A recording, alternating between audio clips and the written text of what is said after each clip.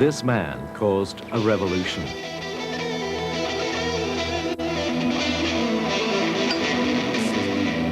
Leo Fender, the creator of the Stratocaster guitar. Without the Fender Stratocaster, the popular music of the last 40 years would have sounded very different, and musicians like Buddy Holly, Jimi Hendrix, and Eric Clapton may never have won their places in the history books. When you hit it right, it's got a sound that you cannot duplicate.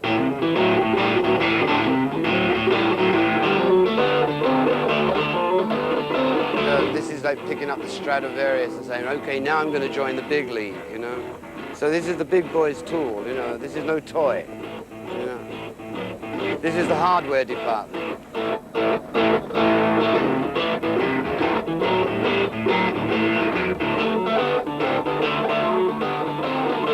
It's funny, Leonardo, you know, I mean, artistic, you know, it's Leonardo da Vinci, you know, he's an original, you know, I mean, nobody else could have done this. It's inspired, you know, and that's why we play them.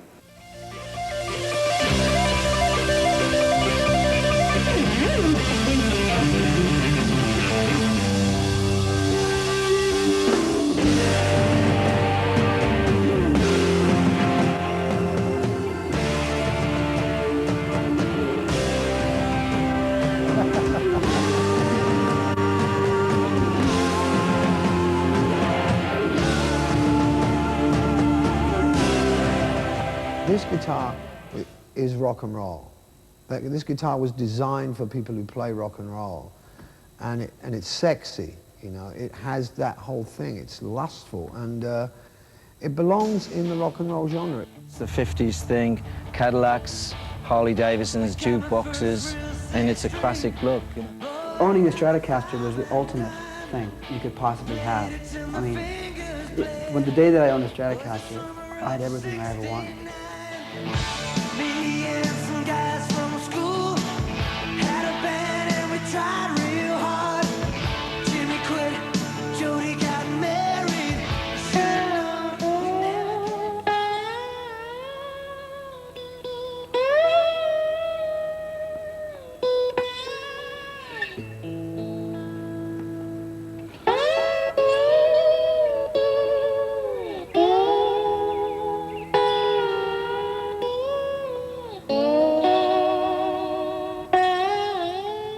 What's this guitar done for me? It's paid my mortgage, many gas bills. It's done everything for me. Without this guitar, I believe I wouldn't have got where I am today. The story began almost half a century ago in California, the birthplace of the Stratocaster. Leo Fender, a dirt farmer's son, had a fascination for electronics and ran a successful radio repair shop in Orange County, California, a hotbed of the electronics industry in the late 1940s. Leo developed his first laptop steel guitars, which he hoped would be used for his favorite country and western and Hawaiian guitar music. Don Randall supplied Leo with the electronic parts, and he saw the potential for a completely new breed of guitar. So the two became partners, and with a third man, George Fullerton, established the Fender Electric Instrument Company. The team developed the Broadcaster and Esquire guitars. The Broadcaster was later renamed the Telecaster and became Fender's first great guitar. But some players found its shape cumbersome. One of these young players, Bill Carson, became a key figure in the Stratocaster story. I always thought that the Telecaster, and still think it's ugly. It's not balanced the way that little skinny pinhead comes up there. There's no symmetry to it, and it just looks like kind of like a pretty girl in bad clothes, you know. Well, I went out to the orange groves where he had a little shack set up as a guitar factory, and asked him if he'd make me a guitar. And at the time, he had a Telecaster, well, it was a Broadcaster, that was going. It was pretty good, but it wasn't what I wanted. Leo Fender was a businessman. He told Carson that if he wanted a new guitar design, then he'd have to work for it. Without pay, Bill began reshaping the Telecaster. It was square, the body was square itself, It dug into my ribs. I didn't like that, so I sawed mine off, and I sawed the bridges in two so you could intonate it. Did a whole lot of things, and he began to see I was pretty serious, that I needed something else, and that's where we started talking about building another guitar. Carson made his point, and now on Leo's payroll, he became part of a team set up to develop the new guitar. You have to understand these things start out as raw hunks of wood. Don't even have any finish on them. I mean, there's raw hunks of wood. And they could look like almost anything. I mean, just anything with strings on it. I didn't really care what it looked like, as long as it balanced well. And it was eat up with the uglies, I'm telling you. Even you couldn't compare it with anything in those days. But gee, did it play good. It was in tune. It was a wonderful instrument. Pretty soon guys were coming through the orange groves out there saying, I want one like Carson's got. Unique prototypes soon found their way into the hands of leading session musicians and passing stars like Eldon Chamblin, guitarist with Bob Wills and the Texas Playboys.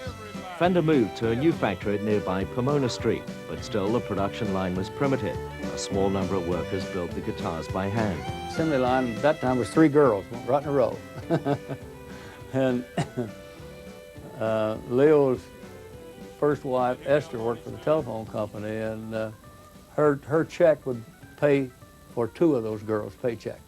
It was pretty small potatoes Fender in those days. Not a lot of places you could cash a Fender check. Leo never lost his no-nonsense attitude. The farmer's son knew all about hard work and long hours. In the factory, he expected his employees to do the same. Forrest White was brought in to oversee production. He found that it wasn't easy working for Leo. He'd go to the girls and say, here, make this change and so on. And no one else would know anything about it. Leo had one interest in life, and that was working in the lab. That and having punch presses running. He was trying all kinds of phony medical things, you know. One time he drank enough carrot juice, he turned orange. As ideas for the new guitar took shape, Fender geared up for a big increase in production. This meant another move to a purpose-built factory which covered a sprawling 3.5-acre site in South Valencia Avenue, Fullerton, California. Freddie Tavares, the celebrated musician of the 50s, became the factory engineer. The first job he said he did was he took a board and he sanded it flat, and he had to thumbtack a piece of white paper on it, and he drew 2 lines that were 25.5 inches apart, and that was the nut and the bridge that became the Stratocaster. He was a prince of a person and one of the best engineers that ever came down the pike. He did an awful lot towards the success of the Fender company. Inspired by tail fins, 50s flash, and the sky-high optimism of the space age, and of course Bill Carson's practical modifications, the Stratocaster was launched in 1954, costing $269, a month's wages for the average American. Its revolutionary design had a contoured body shape, 3 separate pickups, accurate controls, and a new synchronized tremolo unit. The Stratocaster was to become the sound of the future, but it wasn't an immediate hit. First time I showed it at the show, I got all kinds of, you know, snide remarks like, what do? Paddle your canoe with that thing? Or, that'd make a good snow shovel. But guitarists loved it. The 50s, the dawn of the rock and roll age, was the era of bobby socks, Wurlitzer jukeboxes, Harley Davidsons, and the youth revolution. Teenagers wanted thrills and excitement. Most of all, they wanted to express themselves through music, and that meant rock and roll. I don't know if Leo really had any idea of what he was onto, you know. I think the funny thing is that he just stumbled accidentally on a formula which cannot be improved upon.